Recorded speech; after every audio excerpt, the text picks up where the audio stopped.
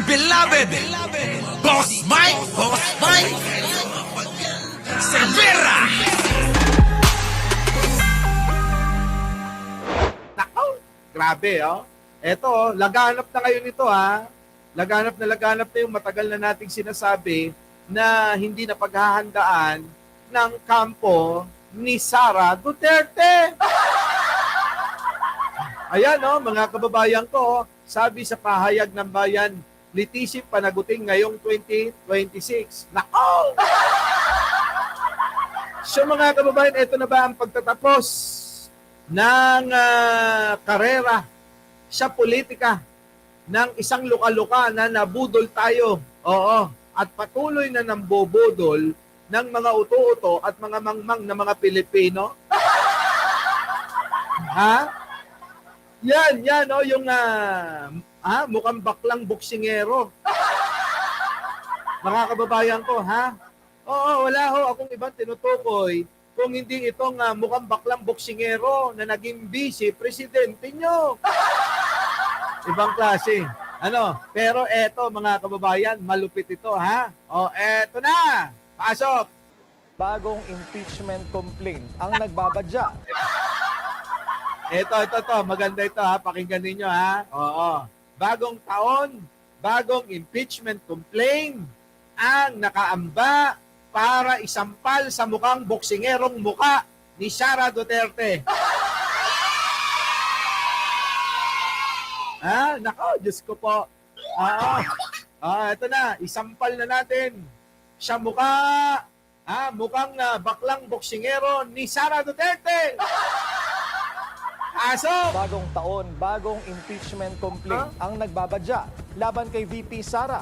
At ang laman ng reklamo, posible umanong mas malawak pa. Nako! Yan ang agenda report ni Joan Manalo. Patay! Handa na kabayang block na muling mag-endorso ng impeachment complaint laban kay Vice President Sara Duterte sa oras na matapos na ang one-year bar rule sa February 5. Nako po! At dahil isang taon na nakalipas simula nang ma-impeach ang bise, maaari raw gamitin sa refiled complaints ang mga panibagong impormasyon na isiniwalat ni Ramil Madriaga. Nako po! Yari! Eto na, magkakaalaman na mga kababayan ko kung sino ang sinungaling sa kanilang dalawa. Ngayon ang tanong ko, dito daw gagamitin daw yung pong kanyang affidavit. Sa amin, sa Ilocano, affidavit nga eh. Yung kanyang affidavit. Oo, ha? Mga kababayan ko, netong nagngangalang Ramil Madriaga na patuloy na ginagawa na itanggi naman netong si Sara na mukhang baklang boksingero. Ngayon, mga kababayan ko, pakinggan yung mabuti. Di ba? Tama ba, Marian Tomas, sa atin, sa mga Ilocano? Affidavit! Ngayon, oy, Christopher, Oo, Christopher Alcoeno. Oo, thank you naman po, ha? Eto na, mga kababayan ko. Ito ba yung sinasabi na palalawagin, at may mga karagdagan pa? Dahil nga po dito, kaya Ramil Madriaga, sa mga isiniwalat na di umano'y itong si Sara na mukhang baklang boksingero. Boss Mike, ang dami mo naiisip talaga. Andali eto na. Isiniwalat patungkol dito kay Sara Duterte na mukhang baklang boksingero, na di umano ay nakakakuha at nagbebenepisyo si Sara Duterte na mukhang baklang boksingero sa pamamagitan ng pera ng pogo at pera galing sa droga. Diba mga kababayan ko, ilang beses na ba yan na umalingas-ngas, umangalingasaw, sumabog, at mukha na ngang atomic bomb. Eto nga pong mga lumalabas na mga ini-expose ng kung sino-sino na itong pamilyang Duterte, lalong-lalo na itong si Sara Duterte, na mukhang baklang boksingero,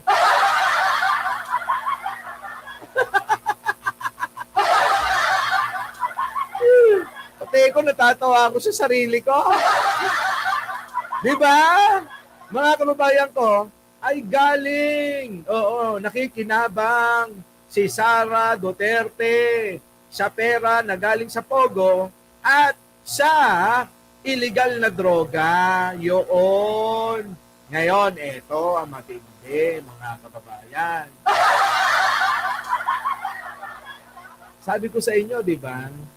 Hindi ba kayo nagtataka na biglang tumahimik ang lahat ng mga senador na may issue? Tulad ni Chis Escudero, tulad ni Panucha, tulad ni si Amy, palibasa kapatid no? Kaya sige lang na sige, no? Pero mga kababayan ko, wala naman pumapansin kay Amy. Kahit naman sa DDS pinaghihinala ang Trojan horse di ba? Dito naman sa loyalista nadismaya ang mga loyalista kay mahabang baba. Ngayon, mga kababayan ko, hindi kaya ito na talaga ang katapusan ng karera ni Sara Duterte? Kaya nga ba mga kababayan ko, itong si Sara Duterte na mukhang baklang boksingero, mga kababayan, mukhang matutuldukan na talaga. Etong ilang, next month! Ba? Mukhang Happy New Year, Boss Mike. Sorry, kuripot ako. Naku, ikaw naman, no? Okay na yan, no? Kung mag-member lang kayo, masaya na ako. Tulad ni Christopher Eralqueno, Okay na yan. Thank you sa inyong dalawa, ha? Ngayon, mga kababayan ko, eto na. Sino ngayon na magiging kakampi pa ni Sara? Question lang ho, mga kababayan ko. Sino ngayon ang magiging kakampi pang natitira na maaaring magtanggol? Ha? Katulad ng ginawa ni Marcoleta, katulad ng ginawa nila Cayetano, at ng iba pa, di ba? Para hindi matuloy yung impeachment trial ni Sara Duterte na mukhang baklang boksingero. Di ba? Yun, mga kababayan ko. So, paano na? Kaya nga, mga kababayan, na sinasabi ko rito, ito'y politika. Ang politika, alam nyo naman, marumi talaga. Marumi! Kahit saang bansa kayo pumunta, ang politika talaga, ibang klase, no? Mga kababayan ko, meron siguro, hindi ko nila lahat na marumi. Pero hindi ko rin pinabawasan. Kasi mga kababayan, tignan nyo ang Malaysia. Yung kanilang yung kanilang pinuno, leader, ay napatunayan na nangurakot, kinulong nila. Tignan nyo dyan sa Libya. At kung saan-saan pang bansa, mga kababayan ko, na hindi nagkakasundo-sundo sa pamamagitan ng pagnanais ng karamihan ng mga politikong mga hayop na yan, gustong-gusto lang nila, mga kababayan, na makipagdulo, makipag-agawan sa mga upuan ng pagiging mayor, kahit sa pinakamababang pagiging kapitan. Gusto lang ho ng mga yan, magnakaw yung mga hayop na yan, lalong-lalo na yung mga congressman. Abay, tignan nyo mga kababayan, meron na namang issue na merong mga binibigay na mga milyon-milyon na wala naman silang ginagawa kundi magbabakasyon lang. Bangklase, no? Bangklase, mamaya talakayin natin yan. Pero dito muna tayo. So ngayon ang tanong ng karamihan, paano na si Sara? Wala na siyang kakampi. Malabo rin sa Kongreso. Kasi halos karamihan ng sa Kongreso, tandaan ninyo, alagad pa rin ng ninong nyo. Diba? Oo. Pero mga kababayan ko, eto na nga, para masisigurado daw ng Kongreso na maipasa yung impeachment complaint laban kay Sara Duterte, kailangan mayupo si Ninong Martin nyo.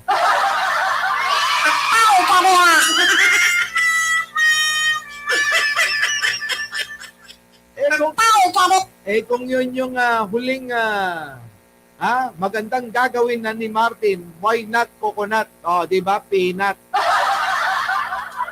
'Di ba? Pero mga kababayan ko, tandaan ninyo na kung ang mangyayari lang ay uupo, babalik at ibabalik uli. Ito pong mga nangyari na tulad ng panahon ng kanilang pangungulimbat at pagnanakaw nila Saldico at iba pa ng mga kongresista, wala ring kwenta. Wala rin kwenta, mababahiran lang na mababahiran ng kadumihan.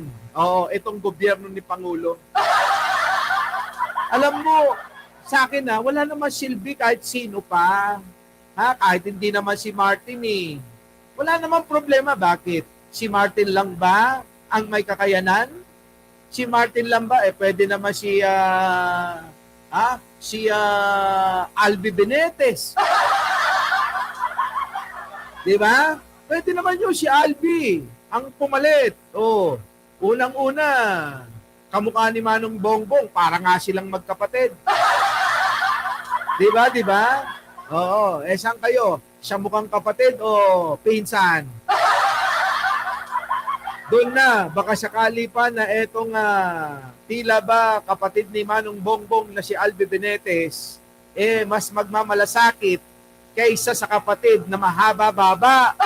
Diba? Oo, kininayo. Oo, thank you naman na imbag na tawon. Nako, may paputok na malakas si Pebbles. Oo, meron. Alam nyo naman yun eh. Kaya nga natin na sinikap na makabalik. Yan si Pebbles, dahil sa kanyang mga nalalaman. Oo, hindi natin pababalakin yan nang walang silbi, walang kwenta, tandaan nyo yan. Di ba? Si Janet Garin-Betco, boss, nakaw! Nakuha nyo? Eto na. Umano'y dating bagman ni VP Sara. Nako! Handa tayong mag-endorse at maaaring madagdagan pa yung mga lalamanin ng complaint given na may mga bagong So, ibig sabihin, kung dati, siksik, liglig na, yung pong reklamo labang kay Sara Duterte na mukhang boksingerong bakla, ay paaapawin palalo, mga kababayan. Paaapawin palalo. Di ba, no? Paaapawin palalo, mga kababayan ko. Di ba? Mas marami nga naman. Itong nakaambang dambuhala na mga kababayan. Ako, sabi rito ni Leonora Brown, shout out sa mga Gold Warrior Boss Mike. Sino yan? Kung meron doon Talino Warriors, meron ding Gold Warrior. Bang klase yan shout out sa lahat ng Gold Warrior Boss Mike. Sino yung mga yan? Para sa inyo ito, mga kababayan ko. Laksan ng nakasaradong isipan mula sa silid ng karinlan. Huwag mong hayaang itago ang katotohanan sa mundong mapanlamang. May handang tumulong sa lahat, United Warriors at nagngangalang Mike sa Delvera. Yun ayos ituloy na natin mga kababayan ko. Ibang klase to. Talagang ito mukhang hindi napaghandaan ng kampo ni Sara Duterte. Kasi masyado silang focus sa kung paano maagaw lang ang pwesto ni Manong Bongbong natin. Dito sa paparating na hindi nila namamalayan na parang may cancer na may taning na yung buhay ni mga kababayan ko. Yung buhay ni Sara Duterte sa pagiging vice-presidente niya, para bang tinaningan na. Dahil ilang tulog na lang, ilang linggo na lang, mga kababayan ko, yayariin na siya. Di ba?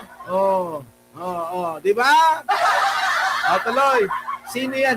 Yan si Congressman Tino. Impormasyon na lumabas. O kasama doon yung yung affidavit ni Madriaga, lalo pa at binabanggit ni Madriaga yung mga susing tao sa ano nangyari sa confidential fund, no? Yung mga susing personalities na allegedly illegally pinagkatiwalaan ng confidential fund. Pero bago ito, titignan daw muna nila kung paano magdedesisyon ng Korte Suprema sa Motion for Reconsideration o MR ng Kamara. Kung kinakailangan ay handa tayong mag-endorsong muli, no? Pero hindi natin dapat pangunahan ang Supreme Court. Nako. As you know, hindi natin dapat pangunahan ang Supreme Court dahil meron kang pending motion for reconsideration doon. Kita nyo? Nakuha nyo, ito yung balikan natin yung mga nangyari ng mga nakaraan taon. Nung ipinasa na ang impeachment complaint para litisin na ng Senado. Delia Sococo, thank you, Merry Christmas, Happy New Year. Di ba mga kababayan ko? Ano ang sabi ni Sara noon? Ano ang sabi ni Sara, mga kababayan ko? Sabi ni Sara Duterte, kay gusto niya ng bloodbath, bakit ka pala nag-motion pa sa Korte Suprema kung ikaw pala ay gusto mo ng bloodbath, di ba? Yan yun, mga pambablap ng mga kulto ni Duterte. Lalong-lalo na itong si Sara na minana niya yung mga style na ganyan sa tatay niya. Akala mo naman bagay sa kanya. Hindi bagay sa mukhang boksingerong baklayan. Di ba? Nakuha nyo? Delia Sococo? Ngayon, eto na. Ito ngayon ang problema. So, maghihintay pa tayo ng magiging desisyon ng Korte Suprema para kung ano ang mangyayari. Baka naman pwede na i-disregard na yon at maghain na lang ng panibago. Di ba? Kaysa yung motion na yon, ano? Hintayin na lang. Doming, itulog mo na yan, kulang ka sa... Uy! At kung magbabago ng posisyon ng Supreme Court, ay magtutuloy na ang impeachment trial sa Senado. So hindi na kailangan ng pag-refile.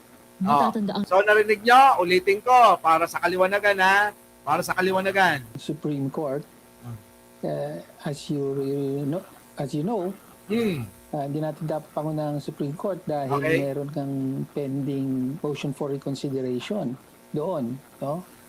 At kung magbabago ng posisyon ng Supreme Court, ay magtutuloy na ang impeachment trial sa Senado. So Nako!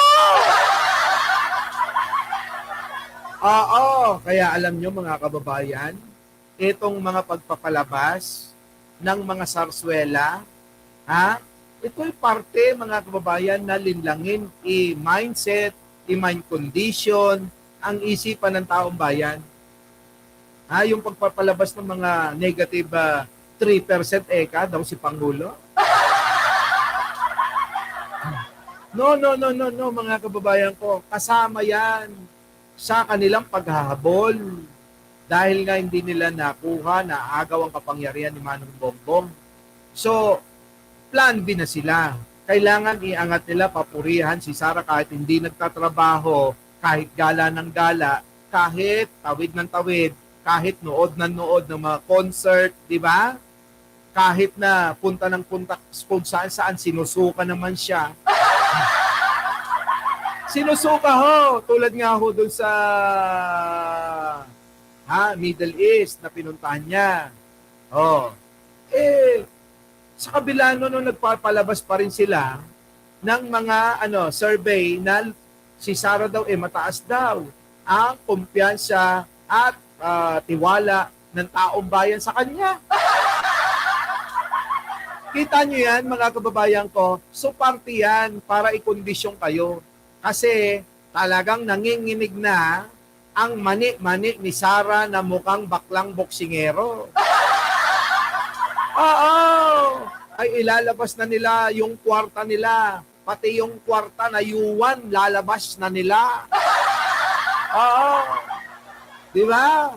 Alam nyo naman yan, sabi nga ni Attorney Claire kagabi, yung mga yan yung makabagong makapili na yaan mga nakikisabwatan sa ibang bansa para pabagsakin ang sarili nating bansa at para makuha nila yung posisyon ni Manong Bongbong. Para ano mangyayari? Wasakin naman nila itong bansang ito, sabi nga ni Trillanes. Di ba? Wawasakin nila itong bansang ito, mga kababayan ko. Sabi, Nino, ni Trillanes kapag nakabalik si Sara Duterte. Ganyan kawalang yan. Michelle Reyes, thank you naman. Oo. Nako, ganun talaga. Maraming hindi nakakapanood ng live, Michelle Reyes. Kasi, ganun talaga busy kapag may okasyon. Oo, ha? So ngayon, mga kababayan ko, na pagtagpi-tagpi nyo na ba, tulad ng sinabi ko, na talagang etong mga ito labanan ng mga diskarte sa pampolitika, kasabwat, kasama, kadamay, lahat ng nasa social media, nasa media, nasa survey company, at mga kaalyado ng bawat panig ng mga malalaking pangalan sa politika. Kaya nga gagamitin ko na naman yung binanggit ng kilala at sikat na mang-aawit, na si Francis Magalona. Sa halalan, paramihan ng kamag-anak, paramihan ng kakilala, paramihan ng pera. Yan po yan! Tama yung kanyang sinabi, di ba? Na ang halalan talaga, paramihan ng kamag-anak, paramihan ng kakilala, paramihan ng pera. Nako, grabe na. Yung kabila, kakilala nila China. Di ba? Yung China, galanting-galanti daw na namimigay ng pondo nila. Ang tanong ng karamihan, mga kababayan, paano nasisikmura ng kulto ni Duterte na tumanggap ng pera para sirain ang sariling bansa? Isipin yung maigi, mga kababayan. Biruin mo na, atin mo, na tumatanggap ka ng kwarta sa ibang bansa, sa ibang lahi, para sirain ang sarili mong bansa. Hindi lang yun. Dahil gusto mo ay maagaw ang kapangyarihan na ito, pagiging pinuno ng Pilipinas. Ano ang kapalit ng pagtulong ng mga buwaka ng ina? Nako!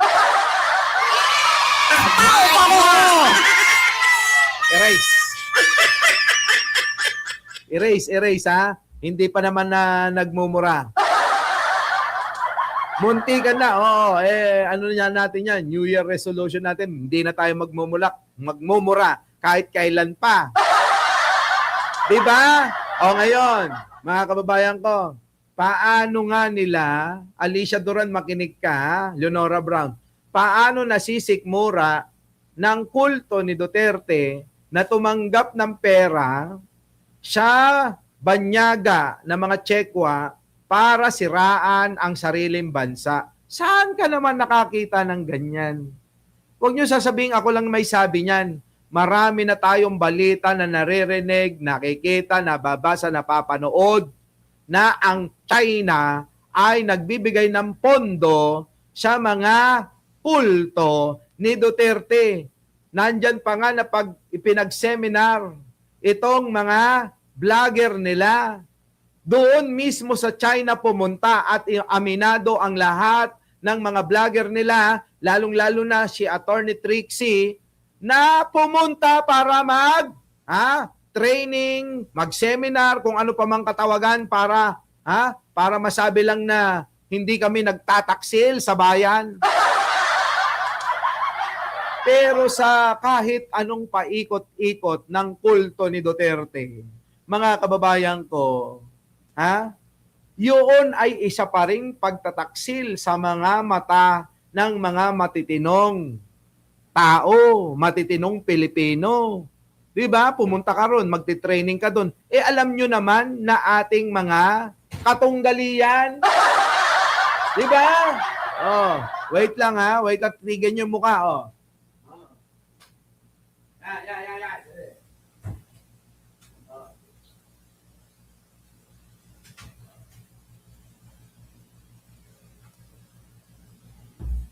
Yan. Ngayon, mga kababayan ko, yung ba ay maituturing nating nagmamahal eka sa ating inambayan? Yung bang para bang baliwala na lang sa'yo yung ating mga teritoryo, yung ating mga pag-aari na alam naman natin na sa mga susunod na mga panahon, sa susunod na mga taon, sa susunod na mga dekada, mga kababayan ko, yan ay pakikinabangan ng ating mga saling lahi. Ibig kong sabihin sa saling lahi, yan po yung tinutukoy na ating mga anak, mga apo, at magiging apo ng mga apo natin na siyang makikinabang. Tulad ho ng pakikipaglaban nila Andres Bonifacio para sa ating kalayaan, na ngayon ay ating pinakikinabangan na maging malaya at tumayo bilang isang bansa. Mga kababayan ko, kung ang pag-uugali ng ating mga bayan ay ikukumpara ninyo sa mga Duterte, malayong malayo. Ang mga Duterte, ikumpara nyo sa mga makapili, hindi sa mga bayani. Magkaibang malayo. Kaya ako'y nagtataka, si Digong, si Sara, abay, ikinukumpara kay Jose Rizal pa. Tingnan nyo mga kababayan ko, saan ka naman nakakita ng bayani na taksil sa sarili niyang bayan at mga kababayan? Sige nga, kailanman ay hindi nakipagkutsabaan si Andres Bonifacio Jose Rizal sa mga Kastila.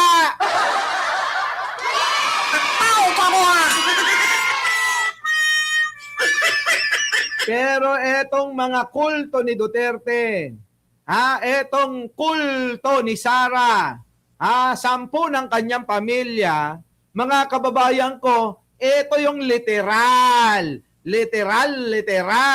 na taksil sa bayan na ito.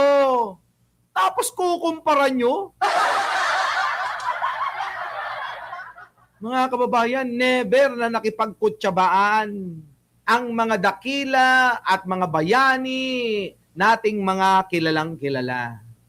Pero etong kulto kampo ni Duterte, 10 ng mga bayaran na mga kanilang mga kaalyado, mga kababayan ko, kulang na lang dila ang panlinis sa puwet ng mga tsekwa. Tama ba mga kababayan ko? Yan, napakadali lang isipin at napakadali lang na ipaghambing kung alin ang totoo at hindi. 'Di ba? Para hindi malaman ninyo. Pero mga kababayan ko, syempre mga neng kunada jayame,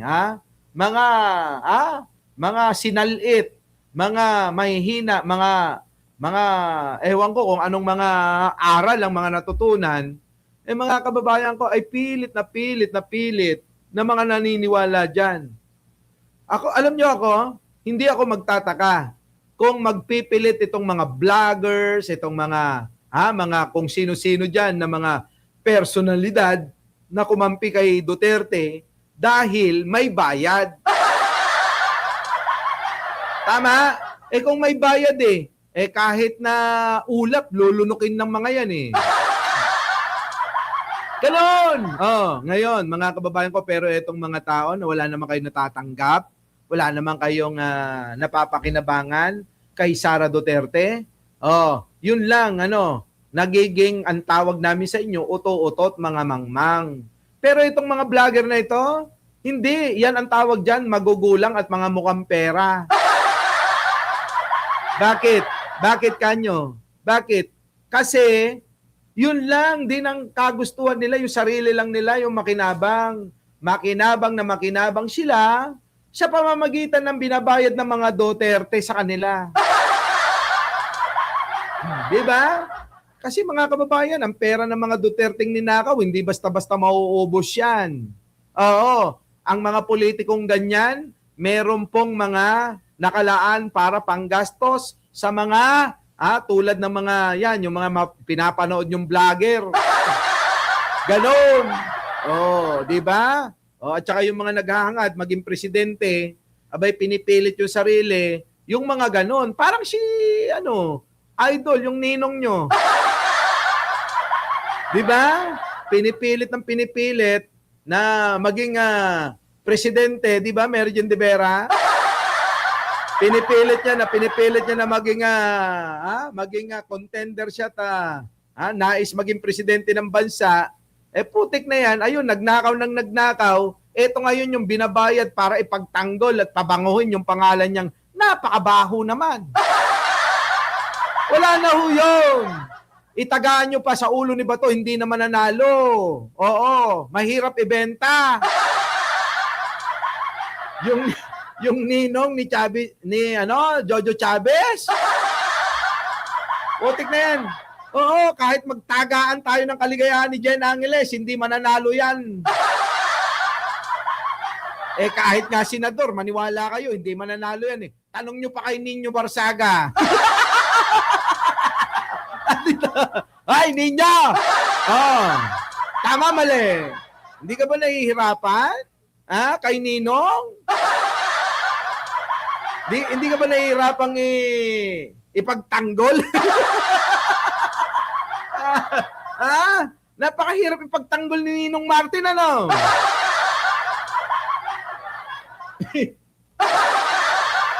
Oy, kaibigan natin yan. Oy, Ninyo, yung ating meeting, ngayon, mga kababayan ko, di naman yan. Bakit ba kasi ito kasing si Jojo Chavez At saka si dinadala tayo kay Martin, ayoko ang pag-usapan yan dahil wala naman ng bilang. Oo, wala na hong bilang. Maniwala kayo. Oo, Ibig sabihin, mga kababayan, si Martin Romualdez, magiging katulad din ni Sara yan. Mga wala ng bilang. Oo. So, ang ending niyan, baka gumastos lang ng walang kapararakan. Bakit nga naman manghihinayang sa gastos kung ninakaw din naman yan? Di ba? Yun. Pero hindi naman yan yung topic natin dito sa impeachment ni Sara.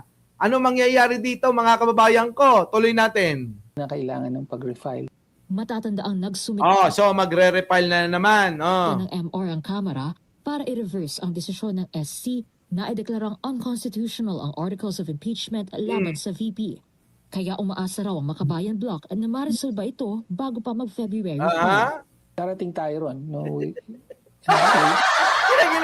Ay, Ninyo! Bigla ka nawala, Nawala si Ninyo.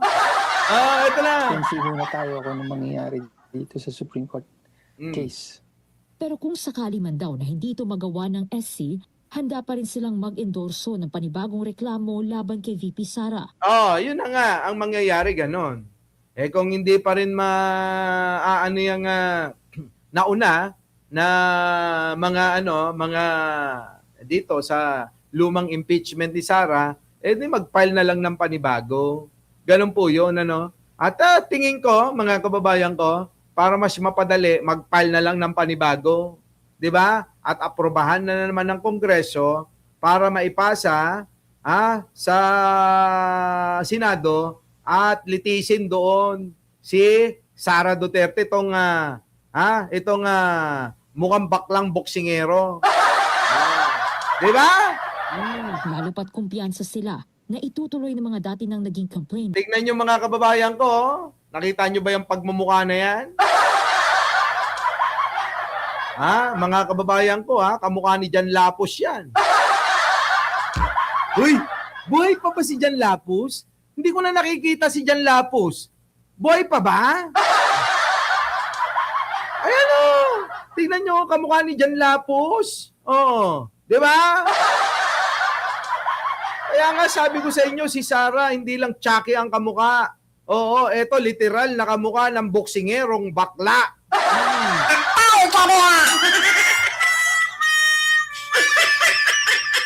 Ngayon, mga kababayan ko, ayan nagdidelikado talaga si Sara Duterte na etong susunod na buwan, mukhang matutuluyan na ito. Oo. Mukhang matutuluyan na na ma-impeach na nga. Marami na hong nananawagan ng ganito sa social media. Litisin, panagutin ngayong 2026, ito ngang si Sara Duterte na mukhang baklang boksingero. Oo, litisin, panagutin. Yan po, nagkalat po ngayon sa social media ang ganitong mga post, na mga tumutuligsa at nais panagutin, litisin ang isang Sara Duterte na mukhang boksingerong bakla.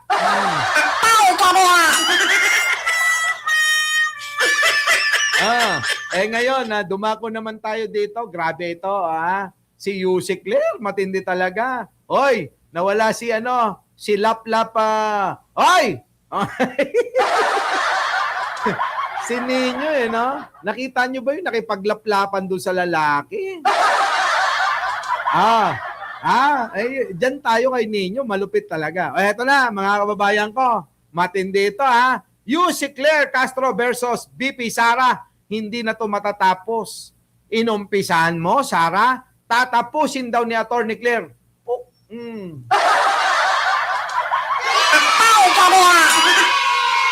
Alam nyo, may aftershock pa ako ng mga pagmumura natin ng nakaraang taon. Tulad ng pinangako ko sa inyo, hindi na tayo magmumura kasi hindi naman kailangan magmura kapag nagpapaliwanag ka. Kaya lang talaga, itong 2025, matindi ang banatan, Kailangan nating gantihan, kailangan nating kausapin sila kung paano yung way ng kanilang pakikipag-usap na kayo may kasamang mura, tulad ng mga naririnig nyo kay Norman Mangusin na napakapangit ang itsura. Diba? Alam nyo, mga kababayan ko, tigil-tigil nyo na yung panonood dyan, Sa totoo lang, hindi ho nakakabuti. Bakit kanyo? Puro ka-toxican Wala man lang kayo matutunan na magagandang pwede nyong i-adapt para sa sarili nyo para umunlad kayo. Kapag pinapanood nyo si Norman Mangusin, kulang na lang yung iba nasusuka. At yung iba naman, mga kababayan, ano ba talaga ang matutunan nila sa isang panggap at peking Marcos na nagngangalang Norman Mangusin na dating panadero na pinilipit yung kanyang bayag. Our beloved Boss Mike